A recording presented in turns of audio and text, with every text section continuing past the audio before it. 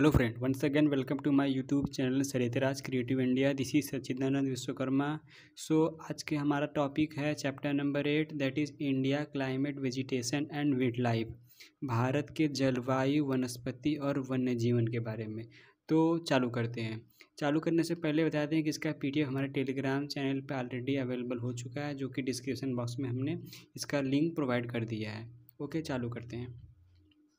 देखिए, हम लोग इस वीडियो में बहुत अच्छे तरीके से समझें किस प्रकार से मौसम का परिवर्तन होने से समर, विंटर, ऑटम, स्प्रिंग, ये सभी किस प्रकार से परिवर्तन होते रहते हैं, इन सभी के बारे में हम लोग जानेंगे, समझेंगे। तो आज का हम लोग टॉपिक जो कि इस लेक्चर में या इस वीडियो के तहत हम लोग पूरा कवर करेंगे, वो हम लोग का कुछ इस प्रकार है। Basic introduction.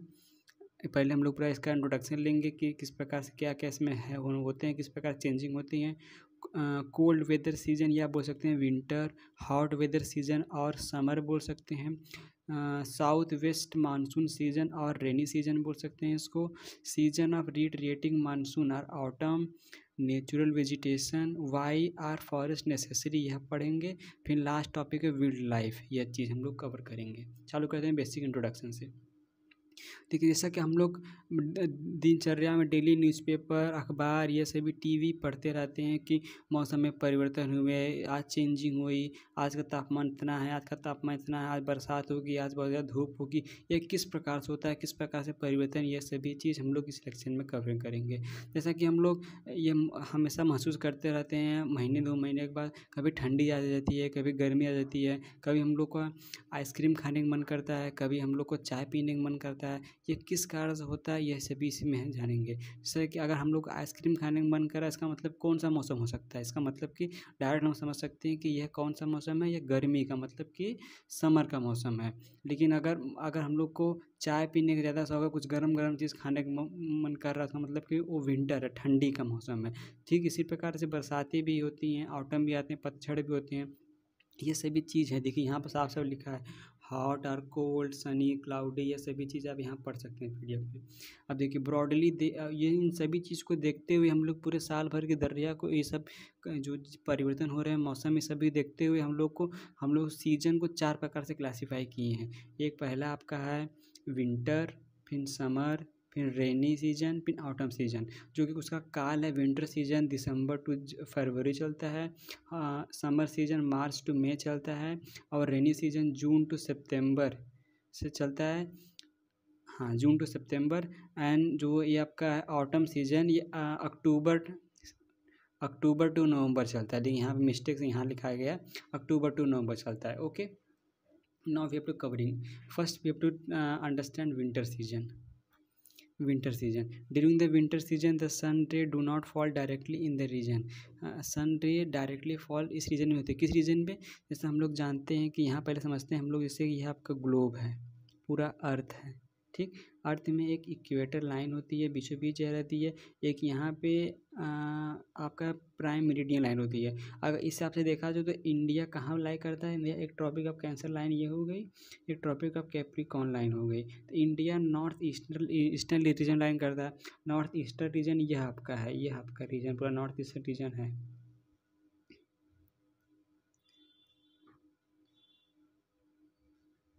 ठीक, नॉर्थ ईस्टर्न रीजन आपका यह पूरा है।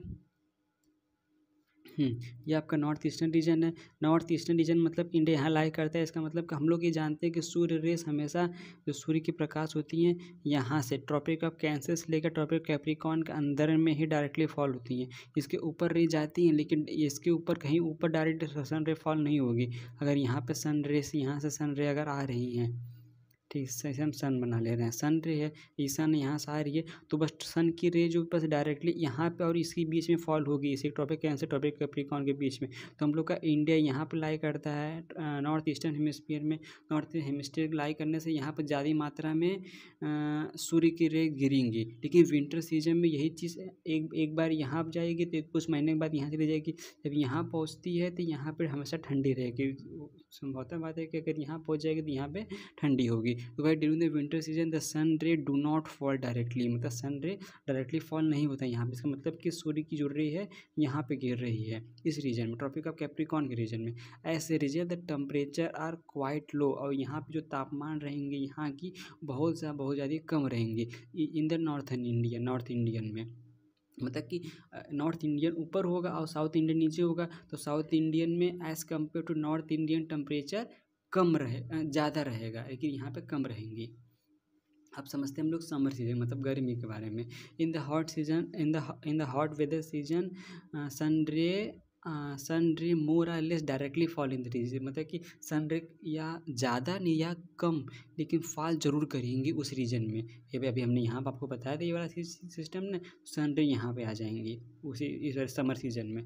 जैसे हम लोग उसी समर सीजन में जो बहुत सारे हवाएं चलती हैं, गर्म हवाएं और सूखी हवाएं चलती हैं, उन सूखी या गर्म हवा को हम लोग लू कहते हैं कि बहुत सारी लू चल रही है, बाप रे बाप कितना लू चल रही है। ब्लो ड्यूरिंग द डे, दिन समय में वो बहती रहती हैं, और टेम्परेचर बिकम वेरी हाई, वहाँ उस समय का तापमान बहुत ज़्यादा हाई होती है। अब समझते हैं रेनी सीजन के बारे में। Rainy in the hot weather season the sun ray more or less directly fall in this region, मतलब कि गर्मी के सीजन में जानते हैं हॉट वेदर सीजन में ही तो सन रे हल्का या ज़्यादा थोड़ा बहता रहता है वहाँ पे। रेनी सीजन में ये चीज़ होता है। ऑटम समझते हैं। Autumn wind move back from mainly to the bay of Bengal, जब विंड रे यहाँ पे जो ऑटम जो रेनी सीजन है, मिस्टेक से कोई दूसरा कुछ लिखा गया है, लेकिन यहाँ पर आपको पूरा कॉन्सेप्ट बता दे रहे हैं रेनी सीजन का। अगर आप यहाँ पे एक सेकेंड, अगर यहाँ पे आप इंडिया इसको बैक करें, अगर यहाँ पे आप इंडिया को हम अगर सिंपली बनाना चाहें कि ये इंडिया का मैप है, पूरा अच्छे से नहीं बन पा रहा है, इंडिया का मैप है, सॉरी इसको नहीं बनाए, उससे अच्छा बॉक्स बना दें। ये इंडिया का मैप है। इंडिया मैप में जानते हैं कि यहाँ पे अरेबियन सी है, यहाँ पे बे ऑफ बंगाल है। तो जो रेनी सीजन होगा वह यहाँ से हवाएं चलेंगी, इस साइड आएंगी, इस साइड आने के कारण से यहाँ के बादलों से टकराने के कारण से यहाँ वर्षा करेंगे। ये आपका रेनी सीजन होता है, इसी वजह से वर्षा आती है। देखिए ऑटम समझते हैं। ऑटम मतलब कि जब वर्षा, देखिए wind move back from main land to bay of Bengal, this is the season of retreating monsoon. ये रिट्रीटिंग मानसून होता है, ऑटम को रिट्रीटिंग मानसून में कहते हैं।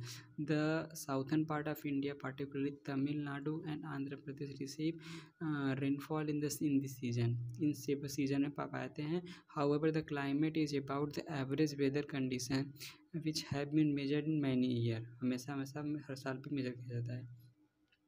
देखिए अब मानसून क्या होता है। The climate of India has broadly been describe as monsoon type. हम लोग जानते हैं कि जो हम लोग का भारत है वहाँ के जो क्लाइमेट है वो मानसून टाइप है। मानसून टाइप क्यों? क्योंकि हम लोग totally depend upon rainfall season, या कि जो हम लोग यहाँ से अरेबियन सी से और बे ऑफ बंगाल से जो हवाएं आती हैं उसी कारण से यहाँ पे पूरे क्लाइमेट का फंडा होता है।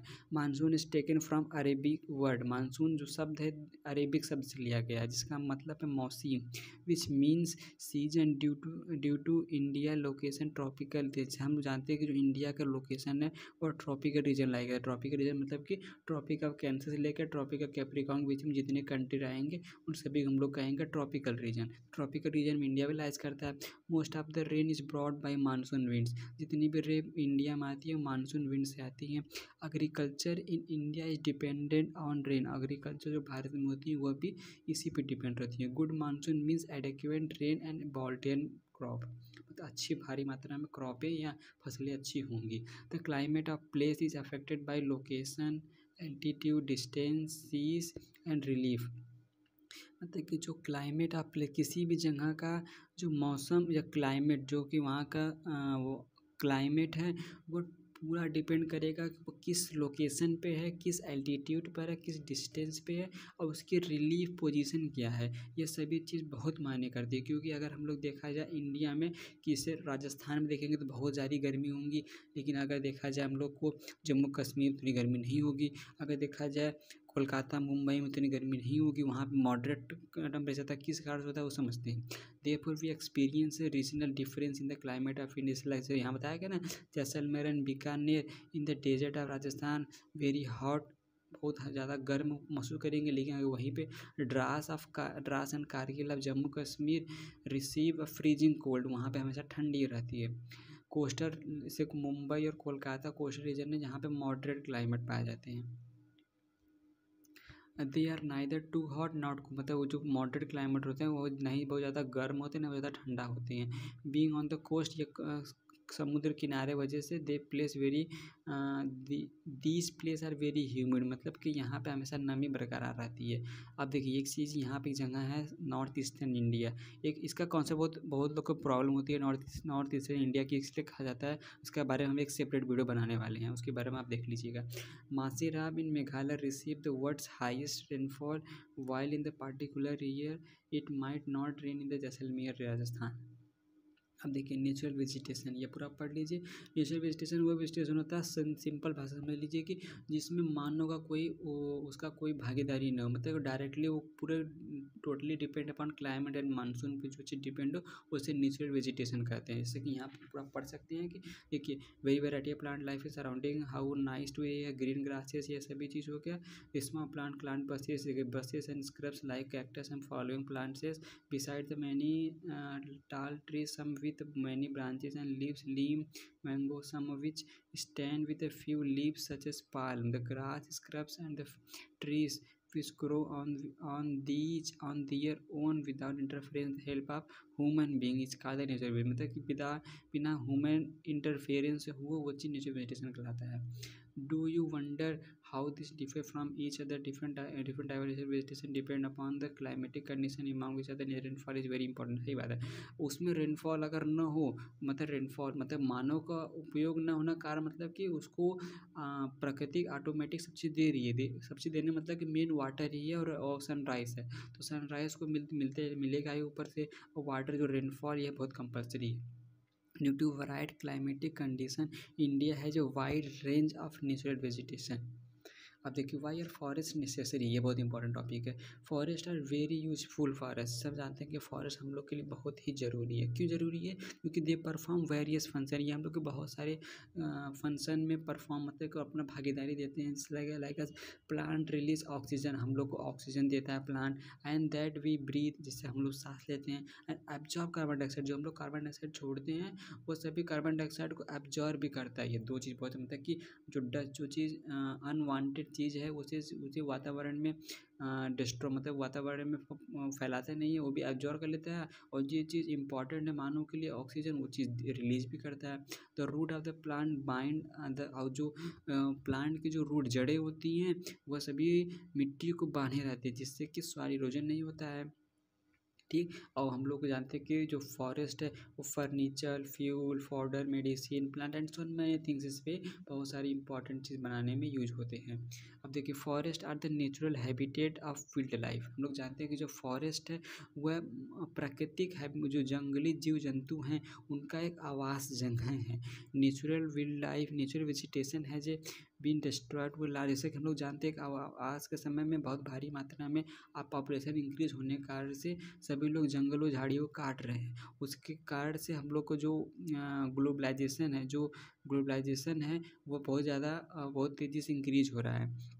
हम लोग को यह चीज़ रोकना चाहिए। प्लांट हम लोग को we should plant more trees, हम लोग को ज़्यादा से ज़्यादा पेड़ लगाना चाहिए। And protect the existing one, make people aware of the importance of tree. और हर एक व्यक्ति, हर एक नागरिक को इसका अवेयरनेस हम लोग को बताना पड़ेगा। जो में से ऐसा सब लोग तो पढ़ नहीं रहे हैं, लेकिन जो पढ़ रहे हैं व्यक्ति, जो विद्यार्थी हैं, वो कुछ 5, 6, 10 लोग को बताएं कि प्लांट का क्या महत्व होता है हमारे डेली लाइफ में, उसे काटना नहीं चाहिए। अगर एक आप काट भी रहे हैं तो 10 आप लगाइए उसके जगह पे, उसका सेवा करिए, यह बहुत इंपॉर्टेंट है।